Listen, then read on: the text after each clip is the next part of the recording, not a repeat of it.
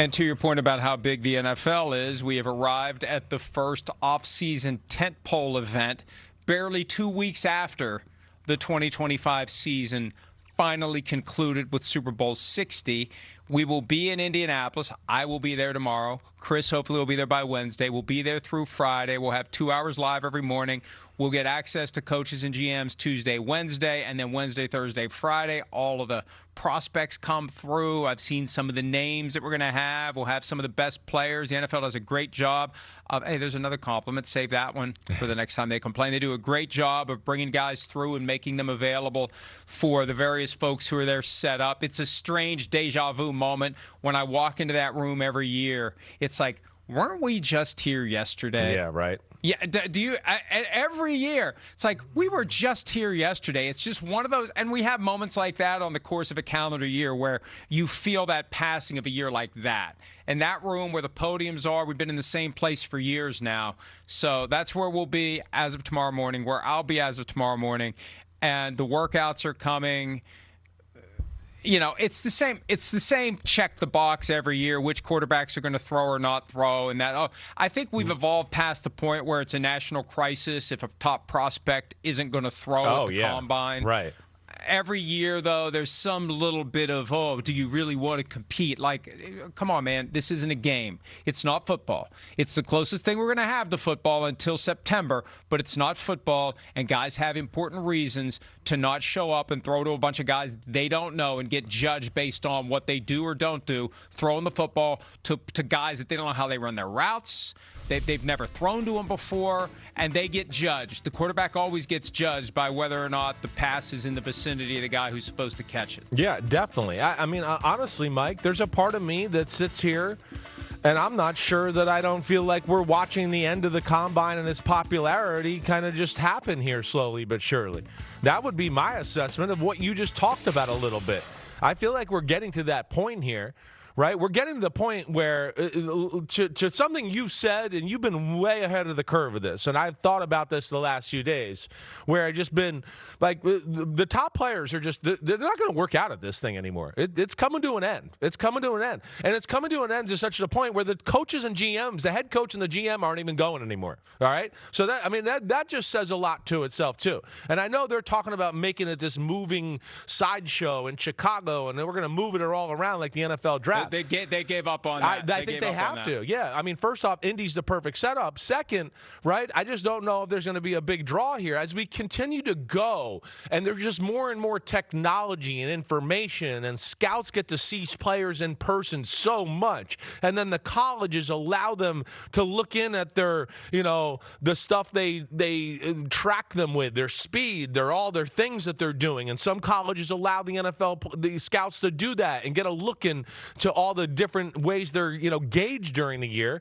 Yeah, I think we're getting there to that point where you're going to go, almost none of the first rounders or that type of player is going to work out at the NFL Combine. And I think we're continuing to see every year another head coach and GM going, we're not going to it. We're not going to go. We got other stuff to worry about. We'll deal with the draft a little, later down the road. I remember the year that Shireen Williams and I strayed over to the Jones table at Prime 47 and ended up sitting there, having our wine glasses refilled involuntarily a lot longer than I needed to. But Jerry was big into the Scouting Combine as a traveling roadshow at the time. Yeah. And it felt like this is inevitable because so many influential people want it. And there was enough pushback. And I think the pushback came from within.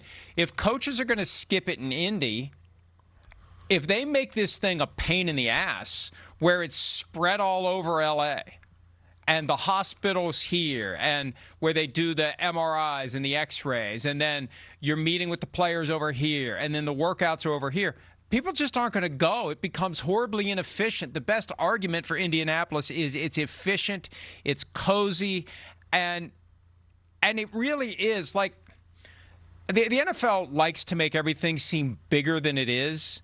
But it's not like NFL fans descend on Indianapolis. You'll see some people there. Right. But not many. No. Not many. For all the coaches and GMs that are going to be there, it's not like people are showing up to clamor to try to get an autograph or a photo with the coach or the GMs. Right. And consider this. Last year, I'm looking at the scouting combine, and this is the best they could do. This is the best. Every network has PR departments that try to take whatever the numbers are and whip it into the best possible thing they can. Yeah. They had 5.1 million viewers for the entire combine, the whole thing, not That's average. incredible, yeah. The whole thing. Yeah.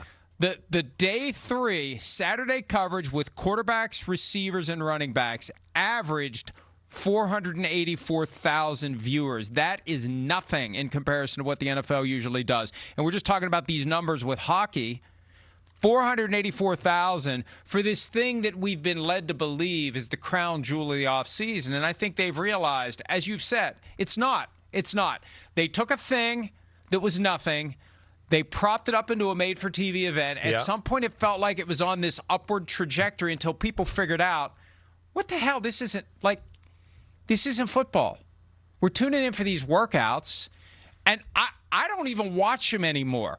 Sorry if I'm required to. I don't like, if anything good happens, it's going to show up on social media. If somebody runs really fast or does something crazy, falls down, and a body part comes out like Chris Jones had happen. Right. Like, if there's something like that happens, we're going to find it. But the idea, I'm sorry, football nerds, it's boring. Watching guys run around and not play football is boring. It just is, as evidenced by 484,000 people out of a country of 350 million that tuned in to watch the best day of the workouts last year. Yeah, no, I hear you. It's a nuanced watch. That's what it is. For somebody like me who has to do draft work and evaluate players and do that, it's a great thing for me to get to know the guys a little bit. Oh, that's the guy. Oh, there's number 54 on Florida State. Okay, yeah, that's what he looks like in person. All right, that's where it gives you just a little base, especially for people like me. And then, the football nerds, the ones that are really into the sport and really pay attention to draft and free agency. Yeah, I think there's a faction of people out there, a crowd out there that certainly loves that. But yeah, your normal middle of the road. Does that make sense? I don't even know if that does. Yeah, run of the mill. That sounds good. Middle of the road. Yeah, right. Okay. Another accidental scholar. Exactly. Middle of the road. Exactly. So either way, with that, I don't think everybody's tuning in. Right? There's maybe the Johnny Normal fan tunes in to go, oh, the quarterbacks are throwing tonight. Let me see that. But other than that, they might not turn back and do that. So, yeah, it's a little bit of a nuanced watch and certainly maybe not as big as they once thought it might be overall. It's more than a little nuanced. It's disconnected completely from football action. You see some things that look like football, but there's only so many years of it you can do before you realize. And this is what it's not like I'm sitting around watching bowling and eating pork rinds, okay? I'm working, and I'll have it on sometimes as background noise, but sometimes it just irritates me because it just feels like this Groundhog Day thing where the clock hits 6 a.m. and they're singing, I Got You, Babe. Like, it's just this weird experience where, okay, we got all these new names, all these new faces, and let me ask you this. Yeah. How much, relative to watching film of the guy playing his college games versus the combine, like what percentage would you put on game film versus combine workout out of 100? Right. Separate them for me. Go. Yeah, it's going to be way more in favor of game film. Definitely, right? I mean, let's say 80-20. But where you are going to watch the combine a little bit is you're going to go, there's some questions that can get answered for some people. Hey, I can't really tell how explosive this guy is. Ooh, gosh, wow, he ran the 40 in that. Ooh, the 10. Whoa, he got out of the box. Okay, and I know your comment's going to be, well, it's not in football pads, but it's still a gauge. It's still a gauge compared to other guys to be able to go, oh, all right, he's a little more explosive than I thought. There are certain drills that I think you do look at. Some of the, let's just say the L drill. The L drill for a wide receiver. I think there's certain ones there that there's real value that show, wait, can the receiver turn his hips, make cuts the right way? right, and have a good time. And it might point out flaws to where you go, oh, wait, that guy can't really turn around. Now the film, I'm seeing it. You're right. He can't really make sharp cuts on the break. Okay, so that's where there can be some value with it, right? To piece stuff together, or maybe he's not that good at it, but now he's got to work at it, and he didn't realize, oh, wait, if he's learned a few new techniques, and now the coach can go, oh, I know he wasn't the best on film, but look, he went with somebody and worked somebody before the draft and before the combine, and he got better at that. So wait, he's capable of this. I think he's capable, right? And that's where you got to kind of piece it all together, Mike. The film, of course, is more valuable, but there is some stuff there about the workout that'll help out too. Well, this is the time of year that I dust off the line that someone told me 20 years ago. The only time anyone on a football field runs 40 straight yards unimpeded is when something really good is happening or when something really bad is happening. And it's true. And you're never going to have a situation where they're running in their underwear unless something really crazy has happened on the football field. Yeah. So, guys like Jerry Rice, time to go run 40 yards and pretend that you're back on the high school track team. You're going to get one number. You're out on the field with your pads and your helmet on, the ball's in the air. Holy shit, look at him go. Yeah. And there's a fundamental difference in the overall attitude. And as we were talking about the combine, and just an example of how far it's come, I think I told you a few weeks ago that I ran into Major Harris up at a West Virginia basketball game, who I think was 30 years ahead of his time. I think he would have been a superstar in the NFL if he had come into the league and in this age where they don't say to a great athlete, okay, come run our pro-style offense. They say to the exceptional rare talent, we're going to build an offense based around what you do well.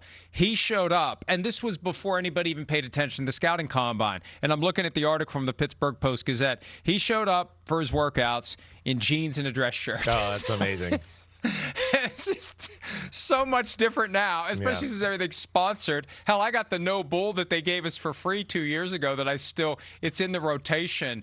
It's Tom Brady's company. Why do you hate Tom Brady? Hell, I promote his company all the time. As long as he gives it to me for free, baby. I'll promote it. Yeah, right. Yeah, exactly. I'll take it for free. I can be bought. Nothing buys me more than free stuff. But what you're saying is real. It is. But it also is real this, Mike, where I will say this 99 out of 100 times, right? When I was playing in the NFL or college football, when we lined up to run races, right, conditioning, whatever, the guy who was the fastest in no pads was usually the fastest when we put the pads on too, right? It's very rare where that doesn't happen, where it's like, oh, wait, now he put pads on and the guy that's the third fastest is now the fastest. It happens from time to time.